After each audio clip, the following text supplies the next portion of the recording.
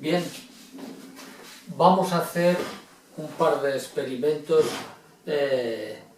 para tratar de ver lo que es la presión del agua y cómo funciona. El agua es un fluido formado por unas moléculas de hidrógeno y oxígeno que forman el H2O, dos átomos de hidrógeno y uno de oxígeno. Y esas moléculas se mueven. Por lo tanto, si introducimos un objeto dentro del agua, al moverse golpean a ese objeto y producen una fuerza que sobre la superficie se llama presión, que es la fuerza en una pequeña unidad de superficie, en cada superficie. Para verlo mejor vamos a echar un poco de colorante en el agua, para poder ver un poquito mejor. Echamos un poquito de colorante, lo revolvemos y el agua nos queda un poquito más visible en la película.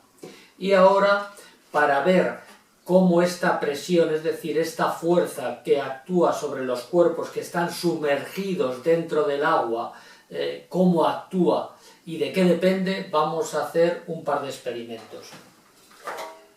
En el primero tenemos este aparato. Es solamente un tubo de plástico en el que he introducido un poquito de agua también de color azul para que se vea más fácilmente. Y en el otro extremo hay un pequeño embudo con un globo. De manera que si yo aprieto el globo, veréis que al apretar el globo con el dedo, el aire que hay dentro del tubo es empujado hacia aquí y a su vez empuja el agua por esta rama y el agua asciende por la rama contraria. De esta manera, al presionar el embudo con el dedo, vemos cómo el agua baja por la rama más cercana al embudo y sube por la contraria. Si ahora hago esto mismo, pero no lo presiono con la mano, sino que introduzco el embudo en el agua, vemos que cuanto más abajo penetra el embudo, mayor es el empuje sobre el agua y más asciende en la rama más alejada.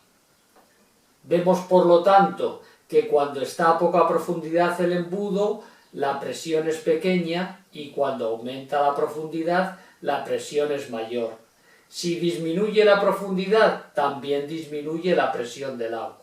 Por lo tanto, vemos que la presión del agua sobre los cuerpos aumenta con la profundidad, lo cual es lógico, puesto que cuando nos sumergimos, por ejemplo, en una piscina, cuanto más abajo estamos, mayor es la cantidad de agua que tenemos encima nuestro y mayor es, por lo tanto, la presión.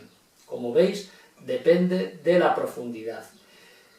En el aire, que es otro fluido, también hay una presión que se llama presión atmosférica y que también depende de la profundidad, aunque no lo parezca.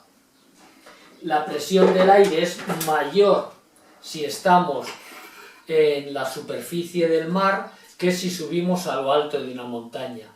Cuanto más arriba subimos de la montaña, menor es la presión, puesto que tenemos menos cantidad de aire encima nuestro. Y además el aire tiende a apelmazarse más cerca de la superficie, con lo cual si nos alejamos de la superficie, si nos alejamos de la altura del nivel del mar, cuanto más nos alejamos, menor es la concentración de aire, las moléculas de aire están más separadas, menor es la presión y mayor la dificultad para respirar.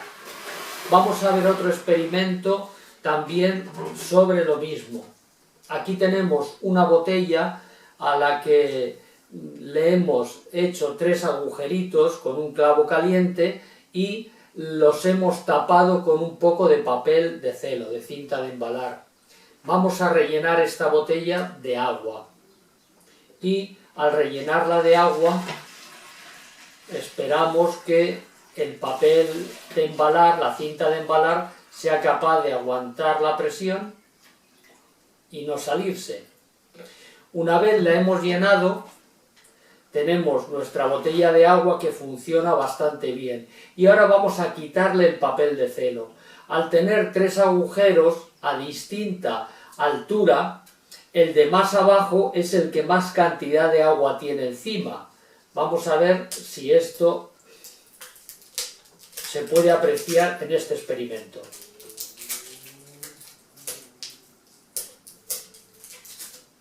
Aquí va. Efectivamente, tenemos 3 agujeros y vemos que el de abajo, al ser mayor la presión, el agua sale con más fuerza, presiona más en el agujero y llega más lejos, el del medio más cerca y el de arriba, cuanto más va bajando el agua, más cerca llega. Si yo ahora le doy la vuelta a la botella, veo que ocurre exactamente al revés. El agujero de abajo, que era antes el que estaba arriba, es el que tiene más presión y es aquel en el cual el agua llega más lejos y sale con más fuerza. Si ahora lo pongo así, pues no sale por ninguno. Si le doy otra vez la vuelta, vuelve a ponerse la cosa al revés. El de arriba ya no sale casi nada porque tiene muy poquita agua encima de él. El del medio sale con poca fuerza y el de abajo, el que más cantidad de agua tiene encima, sale con más fuerza. Esto es algo muy importante y que cualquiera que haya buceado en una piscina habrá comprobado. También es muy importante al construir las presas que retienen el agua, porque al hacer un muro para contener el agua, por la parte de arriba es muy finito y por la parte de abajo, a muchos metros de profundidad, tiene que ser mucho más grueso y aguantar mucha más presión. También se puede ver en las piscinas que si son muy bajitas, con una simple pared de plástico aguantan la presión, pero si son piscinas muy profundas necesitan paredes de hormigón porque abajo la presión es mucho mayor.